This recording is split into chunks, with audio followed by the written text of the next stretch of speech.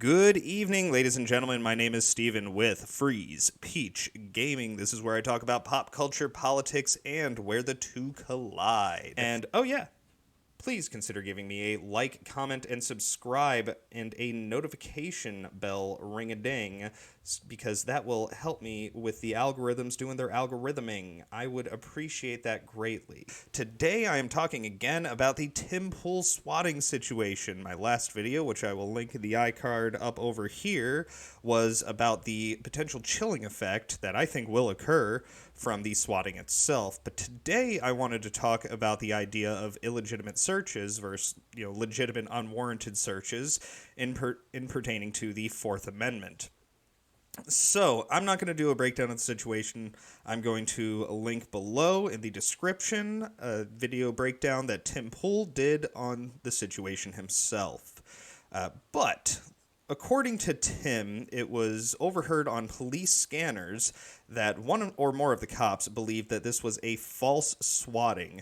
However, they went into the house and did a welfare check anyway, searching through all of the rooms and checking on all of the people in the residence. This was done despite both the residents outside and Tim himself, the owner of the property, telling them to come back with a warrant. They were not allowed inside of the home, and they were asked to leave.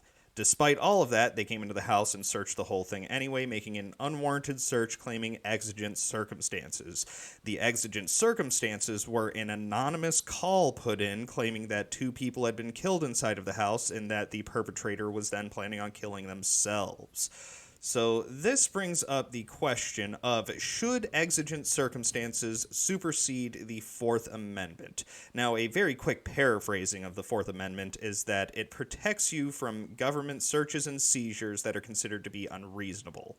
So it then begs the question, should an anonymous tip, especially one that appears to be false, that isn't detectable from outside of the home, be considered make a search considered to be reasonable? So somebody calls in, says something, now we can just search through all of your property.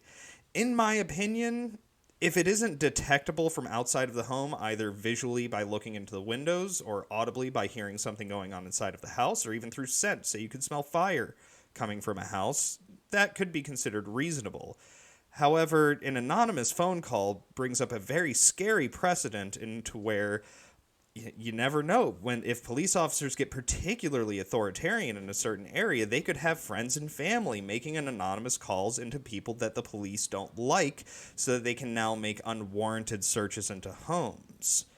And with that, they'll be able to use the plain view doctrine for the collection of evidence. Now, if you're not familiar with the plain view doctrine, basically if any illegal or illicit material is inside of your home and considered to be in plain view and the police are able to see it while searching your home, even with an unwarranted search, they are able to collect that as evidence and use it against you in a court of law and charge you for a crime. I personally believe that anything going beyond what the anonymous tip specifically states should not be considered as legitimate evidence collected. That they need to have a warrant, they need to have a judge go ahead and prescribe this as being a proper and reasonable search that has prior evidence to support it. Should an individual be able to determine their own level of public security allowance onto their property? Essentially, should the homeowner or whoever resides in that residence be allowed to determine what level of risk they want to take with a potential situation happening inside of the home? Say that situation was actually happening inside of the house. Should Tim be allowed to decide that he wants to take the risk of there being an armed perpetrator inside of his home without the police intervening in his own level of safety? It brings back the ever-flowing question of safety versus freedom. I, as a freedom-minded individual, believe that if especially the property owner says, I don't want you to come into my property because there's a potentially dangerous situation. I don't care. I want to take that risk. They should be allowed to take that risk. However, the way the law works, the police can basically come in even from an unwarranted search. And I know Tim has been saying this is an illegitimate search and they're going to attempt to press charges on the police officers that did this. I seriously doubt that it's going to actually have any effect. Police officers are basically allowed to supersede the Fourth Amendment all of the time. My favorite example of this is drug detecting dogs. The dogs being able to detect drugs from inside or outside of your vehicle is actually not that accurate. I have a study here pulled up. It's just an abstract from PubMed. I will link it in the description below, where basically it goes through and says that inside of both known and unknown rooms, so rooms inside of a house or other property, the dogs are actually pretty accurate, upwards of 87% of the time, down to 83.2% of the time. They will accurately determine whether or not there are drugs in the room. However, when it becomes a vehicle, inside or outside of the vehicle, you're looking at a 63.5 to 57.9% correct indications, respectively. So, I mean, we could round that off to a 50-50. It's the same as a cop walking up to your car, flipping a coin, and if it hits heads, they're going to be able to search your vehicle. And that cannot stand under the Fourth Amendment. That is a completely unreasonable search. If these dogs are shown to be ineffective at detecting drugs outside or inside of vehicles, how can they then be used to supersede the Fourth Amendment?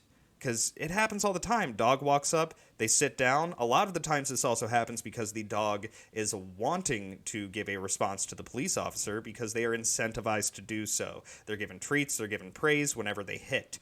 So, you have this dog, walks outside the vehicle, sniffs a couple of times, thinks, I could really go for a treat right now. They sit down, and the cops just tear apart your vehicle. They have done it, and they will do it. And the courts uphold this, despite this. Let's see, when did this study come out? 2014.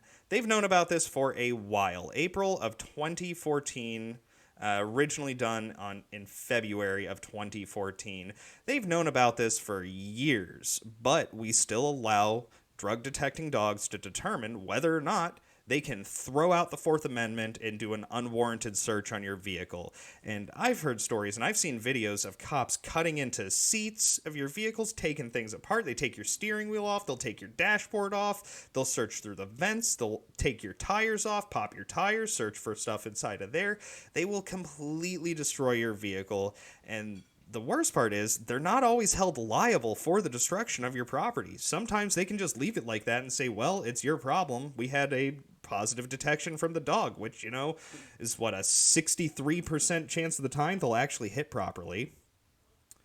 But doesn't matter. We can basically just throw the Fourth Amendment out at this point in time. Does it really even do anything if the cops are able to just determine that they can supersede it anytime they just feel like it? Essentially, they get an anonymous tip, they detect the presence of marijuana, and now they can just search through your vehicle or your home. But actually, I do believe they cannot search through your home if they detect the presence of marijuana. I believe they still need a warrant for that. But nonetheless, they do it in vehicles all of the time. It's a really bad practice. I don't like it. I think it's one of the things that we should remove from the ability of cops to do.